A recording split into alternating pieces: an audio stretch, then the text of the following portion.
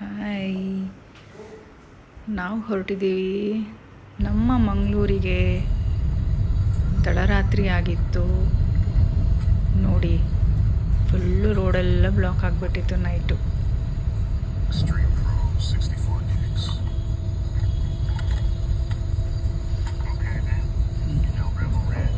Reach ಆದ್ವಿ ನಮ್ಮ ಮಗನ ಕಾಲೇಜಿಗೆ, ಮಂಗಳೂರು ಇನ್ಸ್ಟಿಟ್ಯೂಟ್ ಆಫ್ ಟೆಕ್ನಾಲಜಿ ಅಂತ ನೋಡಿ. ಅಲ್ಲಿಂದ ಹೊರಟ್ರೆ ನಾವು ಹಾಗೆ ಮಲ್ಪೆ ಬೀಚಿಗೆ.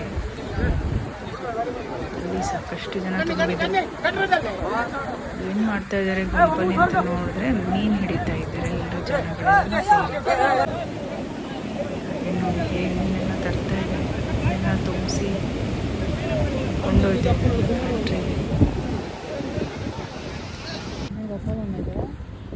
ನೋಡಿ ಯಾವ ಥರ ಮೀನೆಲ್ಲ ಸೇರಿಸಿರ್ತಾರೆ. ಅದನ್ನು ನೋಡ್ತಾ ನೋಡ್ತಾ ಸಂಜೆ ನೋಡಲ್ಲಿ